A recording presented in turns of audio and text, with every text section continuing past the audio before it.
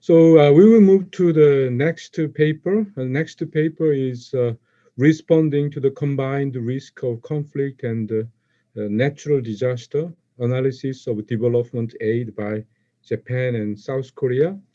The presenter is Dr. Suyeon. So you also have 25 minutes. So please start. All right. All right, thank you, Professor Kwon, for introducing me. As Professor Kwon introduced in the beginning, I'm a research fellow at Asia Development Institute, and I co-authored this paper with the Professor Kwon. So it is our pleasure to present our very recent study at this conference. The title is, as the Professor Kwon already said, I will skip it. Oops. So we all know that climate change is one of the threats to all countries around the world. But there are many evidences showing that the impacts of climate change is not so equal to all countries. And developing countries are obviously more vulnerable to climate change due to their large rural population, resource-dependent livelihoods, and lack of coping capacities to protect themselves against the consequences of climate change. And in fragile and conflict-affected states, the Ben already explained about the fragility enough, so I'll just skip the definition. But in fragile and conflict-affected states, the effects of climate change are greater because their government do not function well enough to protect their citizens or provide the basic services or social safety net. So the already existing instability or risk to like a human security worsens over time. If we look at the frequency of natural disasters in low and lower middle income countries over the period of 1990 and 2018, or approximately 30 years, as you can see that Asia has been most frequently affected region. The cumulative number of disasters in Asia, including the South Asia and Southeast Asia, was over 3,500 disasters, which accounted for about 40% of total disaster in lower and lower middle income countries. One thing I want you to notice here is that many of the poor and climate vulnerable states are also fragile states.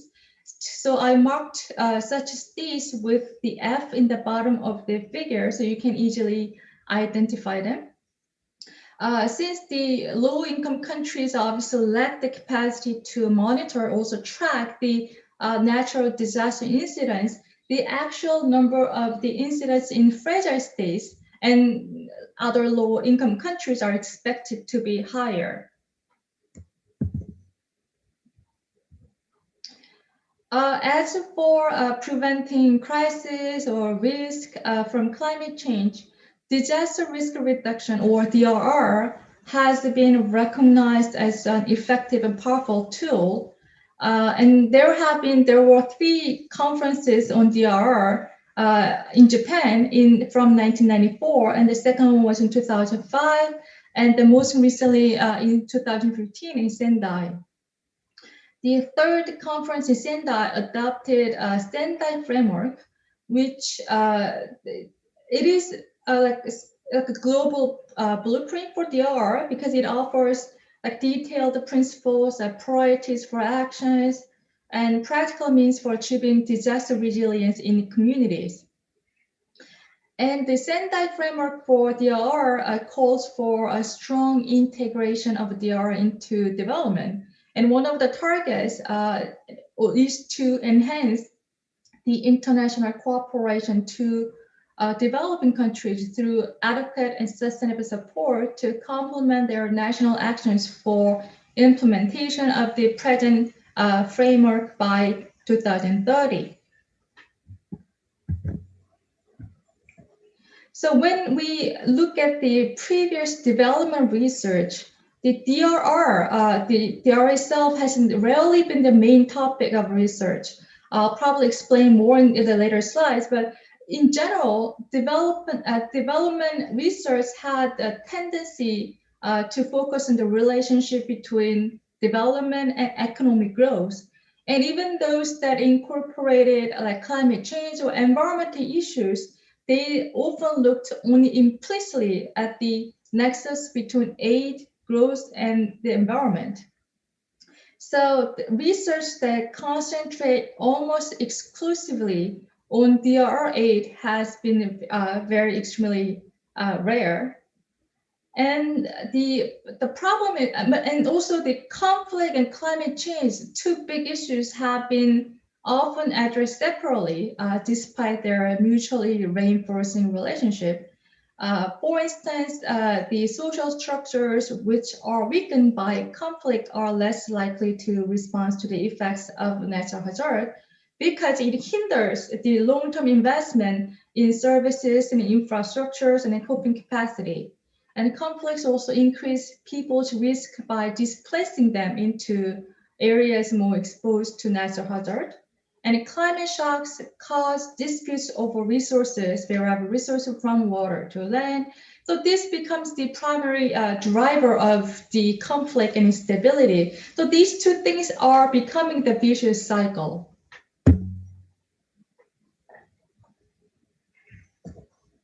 So our study tried to look at the connection between state fragility, conflict, and natural disasters, and investigate whether donors integrate the implications of this analysis, the link of these three things for their own strategies and approaches.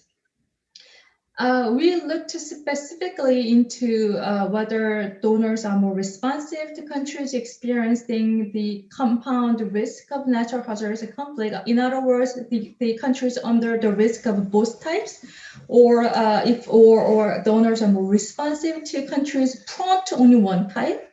And if they are more influenced by one type over the other, which type of risk it would be?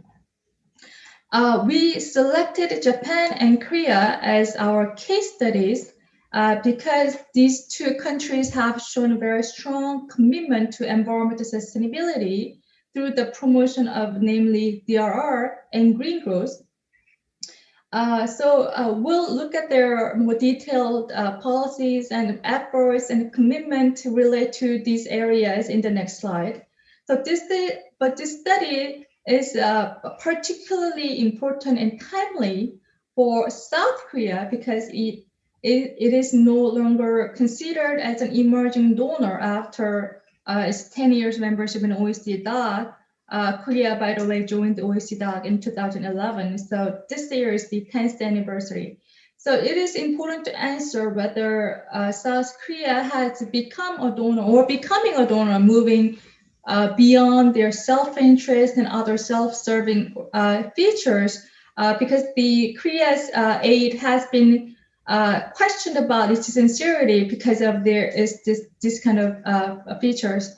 And also this applies to the Japan as well, because Japan has been also criticized for the same reason.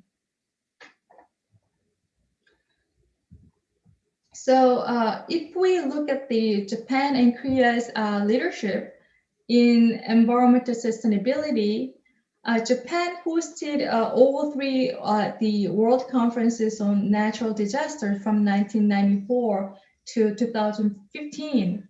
And as you know, Japan is one of the most vulnerable countries to natural hazard.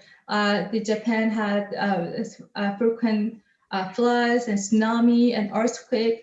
So Japan shared its own experiences and knowledge and techniques relating to DRR and made strong commitment to community resilience. And between 1991 to 2010, Japan spent the largest amount of the ODA for DRR activities among the DOC donors. Also, the thematic priorities for Japan's ODA and the Sendai framework greatly overlaps because they are both grounded on the human security perspectives. So if you look at Japan's ODA charter, it outlines 3 basic policies.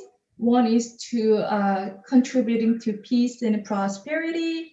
Second is to promoting human security, and third is promoting self-reliant development and collaboration. So we can see Japan's desire for peace and stability and prosperity in the international community is serious. But the thing is, these visions, these goals can only be realized when safe and resilient societies are built in developing countries, especially the fragile states. In case of South Korea, it has shown leadership in green growth, which is an alternative economic growth path that also delivers more resource efficient, low carbon, less environmental damaging growth, which in turn can mitigate the effects of climate change like natural disasters. So green growth concepts have been incorporated in various DRR activities to improve resilience. South Korea was the first one in the world to make the green growth strategy a national vision. Probably all of you remember in 2008, South Korea adopted low carbon green growth as the country's national vision and goal, and launched the East Asia Climate Partnership, which is considered as the most significant initiative under Green ODA, and dedicated about $200 million US for green projects in the form of ODA. And as for the peace building and the fragility for tackling fragility in fragile states, South Korea also made a commitment to that area by hosting high-level forum on aid effectiveness in Busan, where the member countries adopted an agreement called the New Deal for Engagement of Fragile States. I think that Ben already explained about the New Deal enough, so I'll just stop explaining about it. But so after the forum in 2011, KOICA formulated its own guidelines to support fragile states in terms of the state building and peace building. So in summary, both Japan and Korea made a strong commitment to environmental resilience and state building and peace building.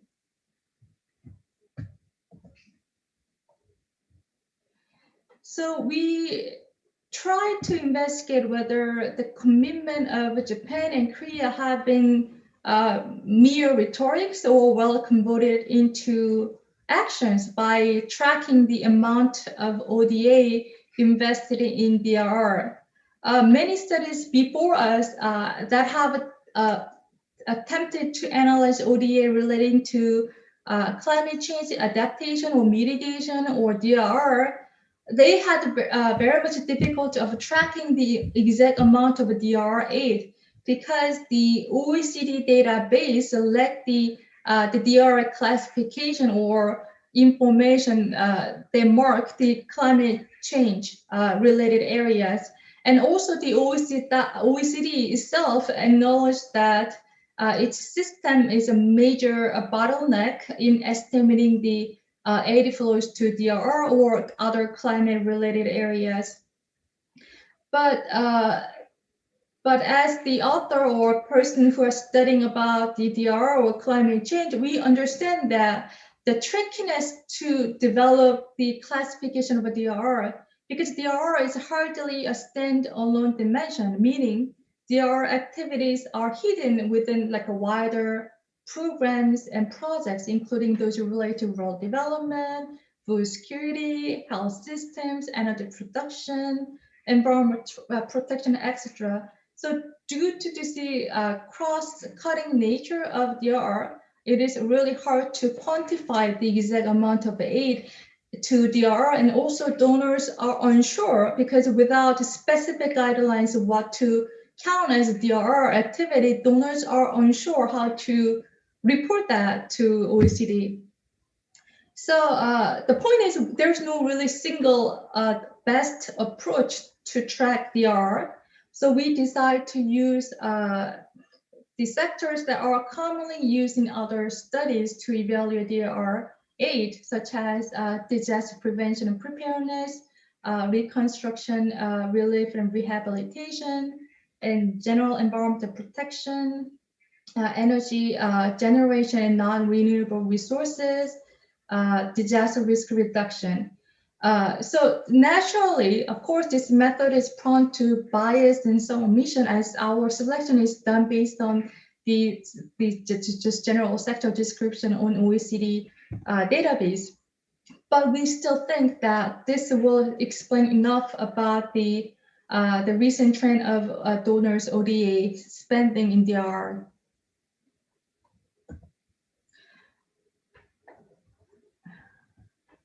So for statistical analysis, for the core explanatory variable, we constructed 4 respective categories called environmentally vulnerable states, fragile states, and countries prone to both risk or neither.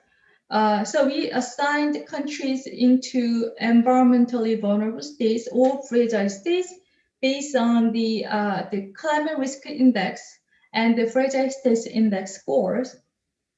So in the end, there was a total of 66 low-income and lower middle-income countries in 4 different groups. And for more sensitive analysis in some models, which I present later in this today's presentation, in some models we replace the dummy variables, these 4 dummy variables, with other indicators that capture state fragility and donors' humanitarian motives. And those indicators include the cases of internal displacement, security threat, economic inequality, and public services functionings. And these indicators are chosen carefully based on the key characteristics of fragility defined or described by international organizations like the World Bank or OECD. We used a generalized method of movement or GMM estimator for this study because this estimator can control for possible endogenous issues like the reverse causality, because we are unsure of the direction of the causality flow between the amount of aid and the characteristics or vulnerability or fragility of the countries, which is our key interest.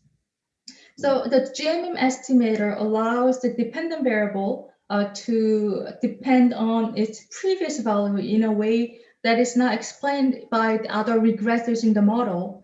So by including the lagged variable, it can reduce autocorrelation caused by omitted variable biases.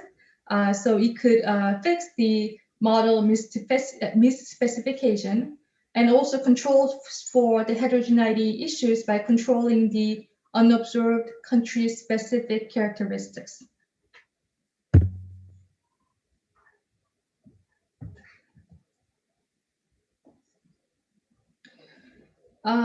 So we estimated OECD OECD DAC members' total ODA spending toward the DRR in 2006 and 2019. So over the 15 years, donors spent about 86 billion US dollars for DRR, which constitute approximately 5.8% of the total ODA. So we can see that DRR aid has been marginal for all donor countries. And this table shows that the only 2 donors, the Norway and Germany, have spent more than 10% of their total ODA in DRR in the period. And 7 donors like France, Finland, Denmark, Spain, New Zealand, Czech Republic, and the UK have allocated about 5 to 8% of their budgets. And the remaining donors, including South Korea, have allocated below 5%. But if you look at the absolute terms, absolute amount, The Japan, as you can see in the slide, is the second largest donor to DRR after Germany, and spending about 12 billion US dollars over the 15 years. So these figures compares the top 10 the recipient countries of Japan and Korea with a reference to those of the OECD DAC members. The main recipient countries of Japan, Japan's DR aid were mostly Asian countries. As you can see in the figure B, 7 out of 10 countries were Asian countries, but none of these countries were fragile states. In case of South Korea, which is in figure C, the composition of the top 10 recipient countries were more diverse, because there were 4 Asian countries, 2 Central American countries, 2 Sub-Saharan African countries, and 1 Middle East country. And 3 of them were fragile states, which I marked with F in the bracket by the country's name.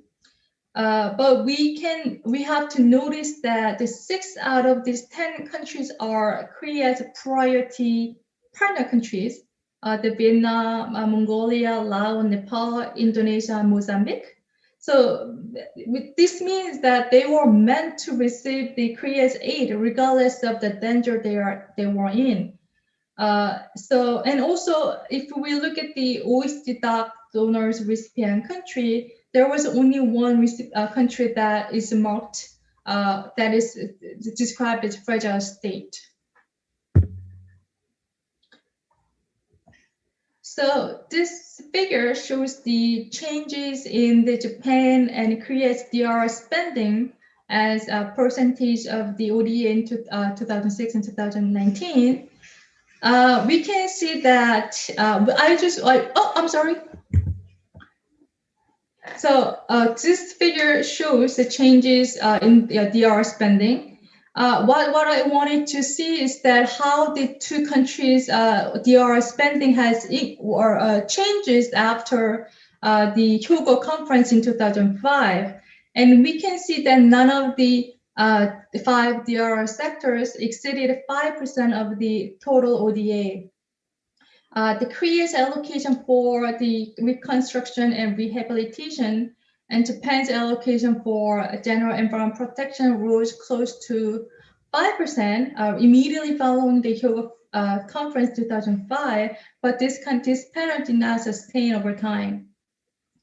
And the amount allocated for the sector of energy, the energy generation and renewable source has fluctuated a lot for both countries. So the investment in all the other subsectors was marginal, constituting less than 1%. As you can see, most of the graphs are staying below the 1%. So there is no sign of significant or sufficient support for DR from both countries. Dr. Lee, you have 2 minutes. Okay. I have 2 minutes. Oh, I'm sorry. I will. All right, so here are the statistical results. I will try to go a little faster. The results in model 3711 show that OECD DAC donors and Korea and Japan, both 3 groups, have provided approximately 36%, 11%, and 39% more of the DRR aid to environmentally vulnerable states compared to just the low-income countries in the reference group. So we can see that the donors have significantly increased the size of the DRR aid with respect to the recipient country's environmental vulnerability, rather than the political fragility or the compound risk of natural hazard and conflicts, because none of the donors have responded to political fragility or a combined interplay of natural hazard and conflict. So we can see that at least for allocating DRR aid, the donors are more focused on natural hazard than the conflict damages or combined hazard. In models in even numbers 2, 4, 6, 8, 10, 12, we omitted these the dummy variables and replaced with some characteristics of fragility. And we found that the Korea's total bilateral aid has been more responsive to the recipient country's internal displacement, which we can see in model 6. But ironically, such responsiveness disappears with the DRR 8 in model 8. So presumably we can guess that Korea's DRR 8 may serve other purposes than helping the victims in the post-crisis situation. As for supporting states with high security threats, like bombing, attacks, like terrorism, none of the donors have responsive to that, because the allocation of their total bilateral ODA was lesser for those states with high security threats. But there was no same indication for the DR aid. We also added the regional indicators for Japan and South Korea because there are many studies have shown that South Korea and Japan have favored Asian countries in terms of allocating the ODA. And we can see that Japan had favored countries in Asia when allocating their bilateral aid and also DR aid.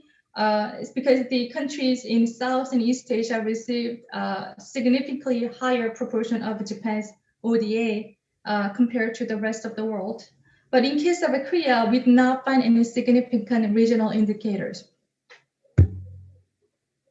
So here are the results that the results show that neither Japan or South Korea have been responsive to the compound risk of natural disaster and conflict. Both have been more influenced by the recipient country's environmental vulnerability than their political or social fragility. So this implies that countries under both risk are having more difficulty of receiving aid from donors. The question is whether the donors are willing to acknowledge the link between the disaster and conflict and reflect that in their development strategies. And also the SDG they stated the importance of placing peace and security and respect for human rights. So Japan and Korea, they want to be the leaders in the global environmental governance, and to become the true leaders, they need to reflect the link, the conflict, disaster complexities in development policies, and break the negative cycle of the natural hazards and conflict.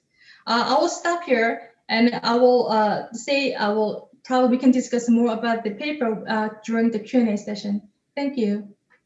Okay, thank you very much. So now we are going to move to discussions discussant. So I'd like to invite Professor Yang to give a comment on the second paper. Please, you also have 15 minutes. Thank you, Professor Kwon, and thank you for inviting me also as a discussant for this very interesting paper. My comments will not be this much technical, and but more on intuition-based, and partly because, well, first of all, I think this paper is very timely and very interesting because we all know that disaster due to the climate change, as we all know, it has become a very important issue also in the aid industry. And also partly because this is one of my recent research area on disaster resilience, and maybe what would be the aid and donors' roles in supporting developing and recipient countries in preparing for further increasing disasters, or you can say disaster preparedness or DRR in general. Having said this, I have maybe 3 or 4 comments and a question. The first one is I totally agree with the authors arguing that the vicious cycle of conflict and disaster should be somehow broken or should be tackled by the means of aid. Yes, And we all know that conflict and disasters are mutually reinforcing. So unless we address this issue, perhaps especially those developing countries in conflicts may have more challenges in addressing. Sorry, my cat is next to me. I'm working at home at the moment, and nobody is at home. No problem. This is not a I baby, also so have a cat, so no hopefully that she problem. will. Complaining, I know that. Yeah.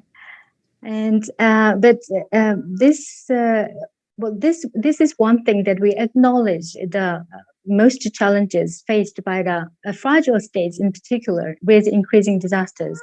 But this is one thing. But whether donors should aid more fragile states than other more vulnerable, equally vulnerable states, vulnerable countries to the increasing disasters, but without conflicts. Right? And for said this, I would like to encourage the authors to maybe to explicitly argue what's your argument, or in more explicit theoretical framework. In written paper, although the presentation was excellent, but in written format, I didn't really find what is the a solid theoretical framework by which, I mean, authors, why we should understand those fragile states require more aid than other equally vulnerable states. That's one thing. And that's, having said this, you may want to include the recent literature or recent emphasis in the aid industry regarding the humanitarian and development and peace nexus, at least the development and peace nexus, by which we mean the importance of complementarity and coherence between emergency relief, development, and peace building at the same time, not by consequence. But again, this is important to be addressed at the same time. It's one thing. And why should fragile states require more attention? It's another thing. And this one may be addressed, the differentiating between aid effectiveness and development effectiveness. There, maybe we may need more comprehensive discussion why we need to pay attention more development in a long-term approach effectiveness rather than aid effectiveness. Why am I saying this? Is because we all know that donor countries are not all, virtuous, and they don't provide aid just by the humanitarian perspectives. We all know that Korea has been one of the countries that have not paid more or provided more aid on most vulnerable countries, but based on the self-interest or but for the neighboring Asian countries, etc. And so without really looking at if you just click on OECD data, this is very apparent. Then you are adding up again, like we should pay and we should contribute more on disaster-prone countries in conflicts. We all agree on the norms, yes, but practices in aid industry is different. So then, because the donors may not want to, and it's understandable, they may not want to contribute and pay the tax-paid aid for countries with very weak capacity. State capacity has been mentioned in the first paper as well. If we can foresee that aid will be just wasted by investing in those state capacity, low state capacity states, then it's understandable that we may not, the constituency, actually, taxpayers may not be happy to support that kind of aid. So the authors need to extend further discussions in continuation from earlier discussions, which is still is not concluded, I think. That's the discussion about aid effectiveness is still there with us. So unless we address this one, I don't think any sophisticated analysis may not be as appealing as it looks. Right? So you have to come up with a very solid background why this should be the case first. That's one very major comment I'd like to contribute to, if I may. And the following one, actually, it's less major in a way, because one thing, and the first one is about the definition. And yes, Dr. Lee has mentioned about the difficulties, practical difficulties, how to define, how to find the variables, for example, on DLR. Yes, I'm also struggling how, what activities and what budget should be included in DLR aid, for example. But at least in the paper, I want the authors explain, at least to describe why these 5 particular sectors are included. Yes, by intuition, we agree that, for example, environment protection needs to be understood as part of DLR activities in the long run, because unless we take care of the environmental protection, disaster can happen more frequently, and etc.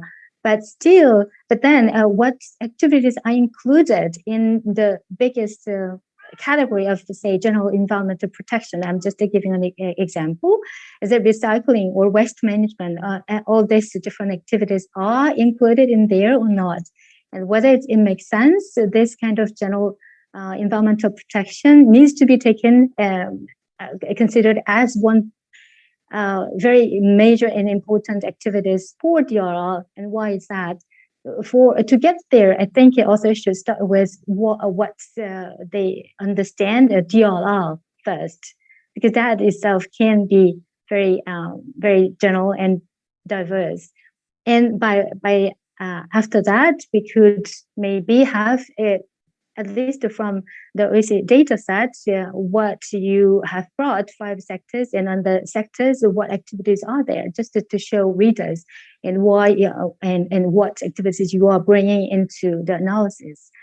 And the third one is about methodology. Not very technical, but again, based on the intuition, authors limit analysis to bilateral ODAs and not including multilateral one, which is understandable also because the majority, about 3/4 of the ODA are bilateral, yes. But what about then 1/4 remaining, which could be also very much important, if not more, especially if we are talking about Korean ODA.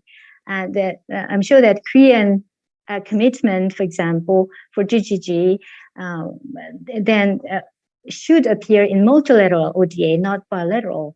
That kind of recent trends could have been excluded from the analysis. I don't know whether if we include the multilateral ODA in the analysis, maybe the picture could be different. I would doubt, though, but maybe not making a huge difference, but still maybe at least you might want to discuss what we've missed.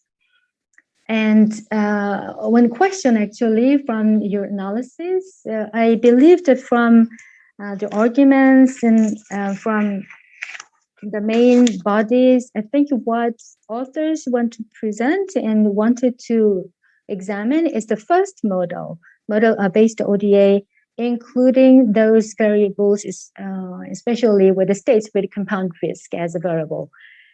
And authors presented the alternative models, I mean, model 3 and 4. No, I'm talking about the original models that the authors wanted to present was model 1 and 3.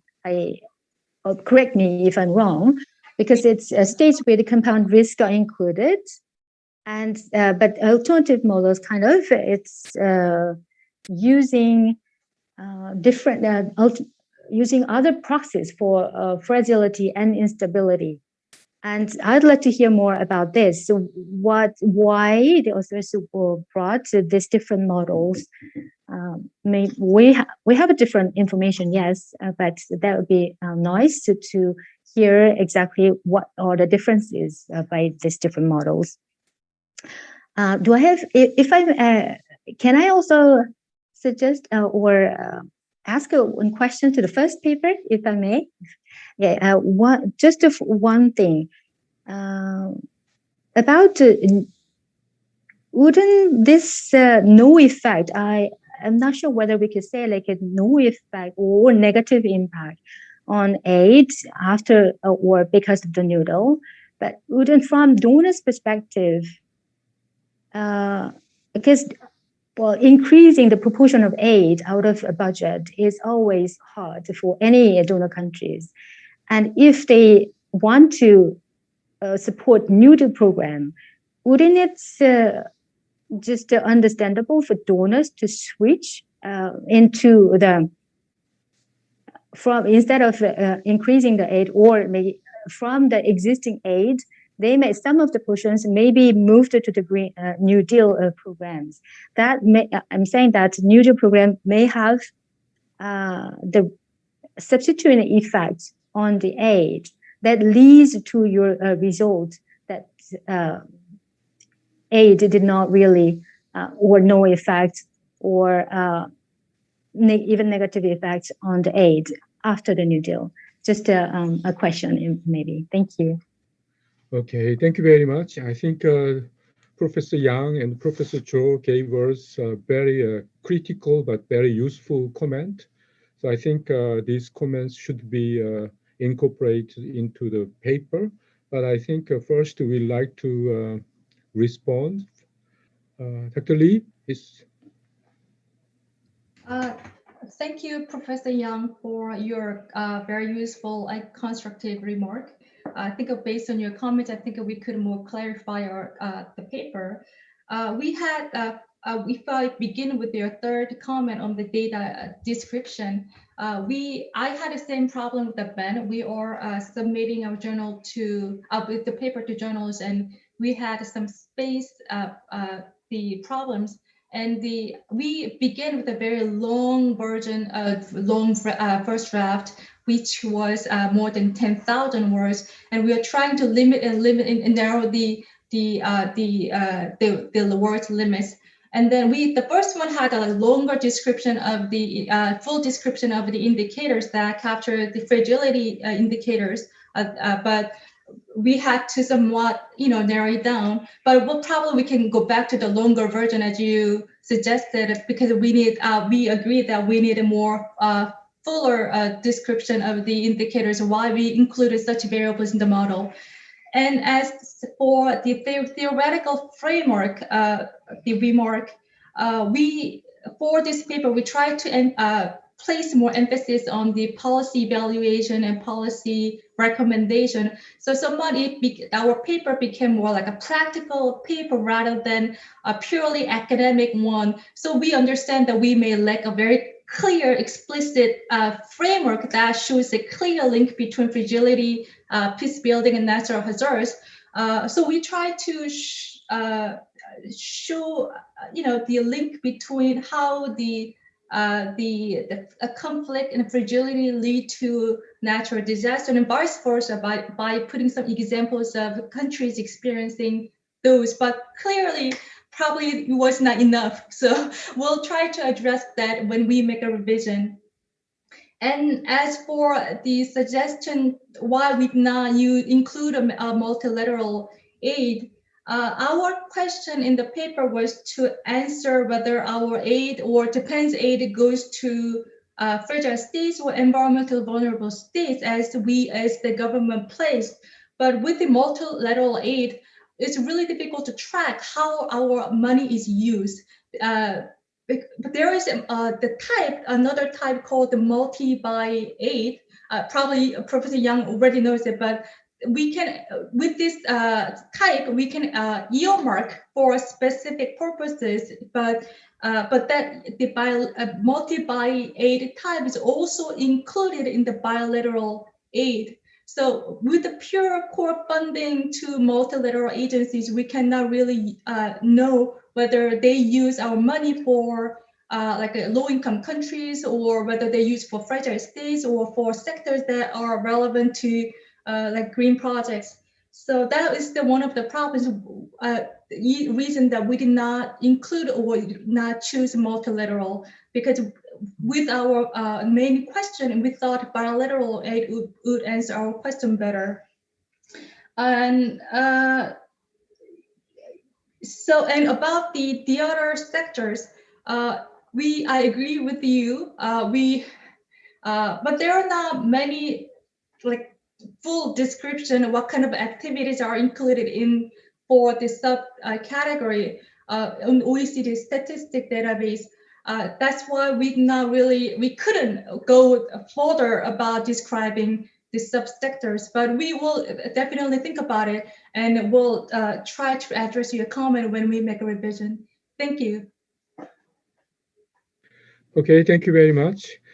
I think this research into fragile states is very difficult. And also our research show that there is a kind of paradox. So that OECD donors commit to the UDIL engagement, but our research find out that donors does not really follow up this commitment. The practice are somewhat different. And I think that we are not saying that they are hypocritic, because it's very difficult to follow the UDIL commitment, especially UDIL emphasize the ODA and support to public sector and the building state capability. But at the same time, in the fragile state, it is very challenging. It is very difficult to build a state capacity. So these are kind of paradox, but I think in the long term, when we support the fragile state to escape from this trap, I think in a sustainable base, that this only way is the building their own state capability institutions to sustain development and the poverty reductions.